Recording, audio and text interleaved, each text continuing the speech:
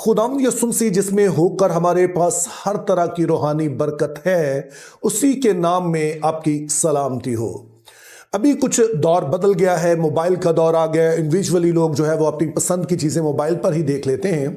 लेकिन अगर हम कुछ अर्सा पीछे चले जाएं, कोई 15-20 साल, तो उस वक्त घर में एक ही टेलीविज़न होता था। उसी पे जो घर के तमाम अफराद हैं वो देखते थे। जो भी देखना होता था बारी बारी वो उसको देख लेते थे। तो उस वक्त होता ये था कि अगर आपके घर में बच्चे हैं तो फिर माँ बाप होने के नाते आपको तकरीबन हर तरह के कार्टून जो थे वो याद होते थे। उसका सबब ये था कि बच्चे जब स्कूल से आते, जब भी उनके पास टाइम होता और वो टीवी देखते तो वो कार्टून ही देखते थे। और चूंकि सभी एक ही जगह बैठे होते तो माँ बाप को भी वही देखना पड़ते थे। तो ऐसा ही हमारे साथ भी हुआ, यानी मेरी और मेरी बीवी के साथ भी,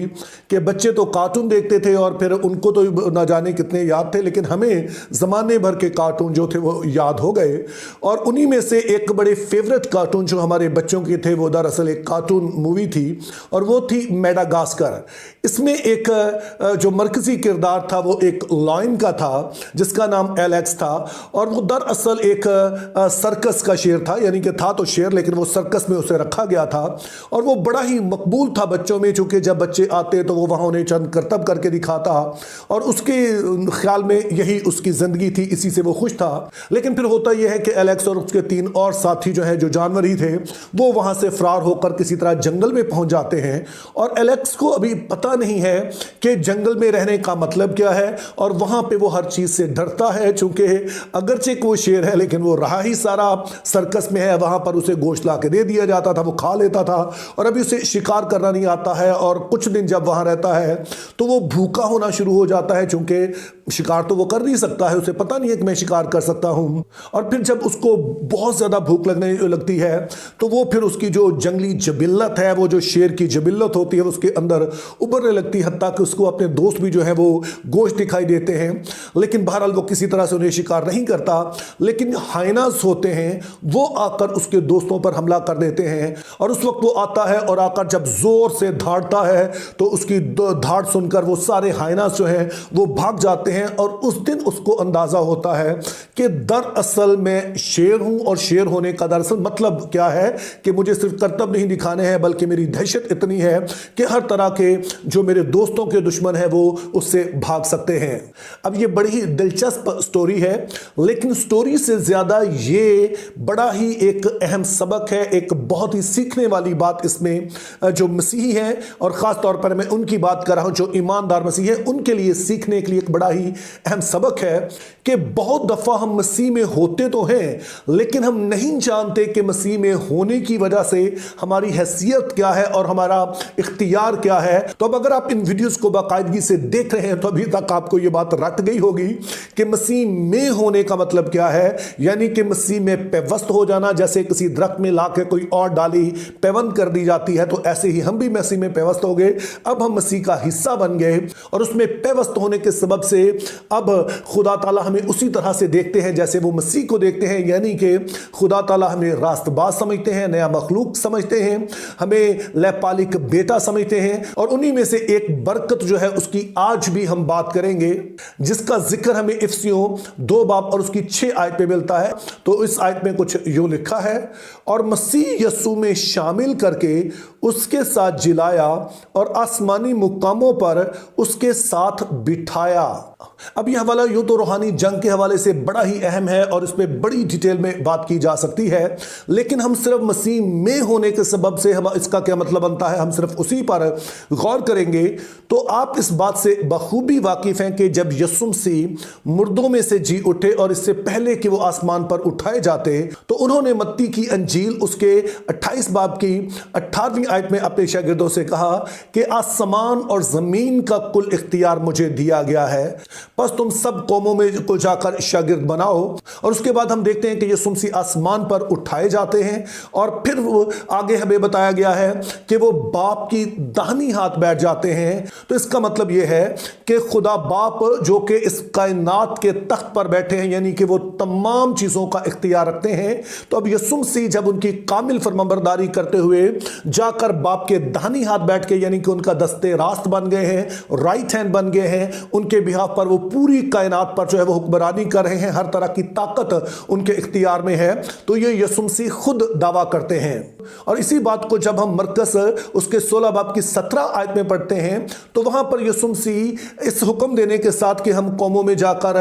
इंजील की मुनादी करें, उन्हें शागिर्द बनाएं, साथ में कुछ और भी कहते हैं। और वहां पर वो कहते हैं कि जो ईमान लाएंगे वो मेरे नाम से बदरूहों को निकालेंगे। और अमाल की किताब में हम देखते हैं कि जो यीशु मसीह के शागिर्द थे वो फिर हर जगह जहां जाते हैं ना सिर्फ बीमारों को शिफा देते हैं बल्कि बदरूहों को भी निकालते हैं। उसका सबब यह है कि अब वो मसीह पर ईमान लाने के वसीले से उसमें शामिल हो गए। और चूंकि यीशु मसीह जो है वो आसमानी मुकामों में बैठे हैं, बाप की दाहिनी हाथ बैठे हैं, तो उसमें होकर उनका जो इख्तियार है अब जमीन पर रहते हुए हम इस्तेमाल करते हैं। लेकिन फिर अमाल की किताब में ही यानी कि उसके 19 बाब की 11 से 17 आयत में हम एक बड़ा ही दिलचस्प वाकया देखते हैं। तो हम इस हवाले को पूरा तो नहीं पढ़ेंगे लेकिन इसकी 13 से 16 आयत पढ़ेंगे जिसमें कुछ यूं लिखा है, मगर बाज यहूदियों ने जो झाड़ फूंक करते फिरते ये इख्तियार किया कि जिनमें बुरी रूहें हों उन पर खुदाम यस्सु का नाम ये कहकर फूंकें कि जिस यस्सु की पौलुस मुनादी करता है मैं तुमको उसी की कसम देता हूं। और सिकवा यहूदी सरदार काहिन के बेटे भी ऐसा ही किया करते थे। बुरी रूह ने जवाब में उनसे कहा कि यस्सु को तो हम जानती हैं और पौलुस से भी वाकिफ हैं, मगर तुम कौन हो? और वो शख्स जिस पर बुरी रूह थी कूद कर उन पर जा पड़ा और दोनों पर गालिब आकर ऐसी ज्यादती की कि वो नंगे और जख्मी होकर उस घर से भाग गए। अब यह हवाला मैंने इसलिए पढ़ा क्योंकि बहुत सारे लोग ये सोचते हैं कि सिर्फ यस्सु का नाम लेने से बदरूहें भाग जाती हैं, यानी कि कोई भी शख्स अगर उनका नाम ले तो उसके सबब से जो बदरूहें हैं वो निकल जाएंगी और इस तरह से वो इन चीज़ों का मुकाबला कर सकते हैं। लेकिन हमने याद रखना है कि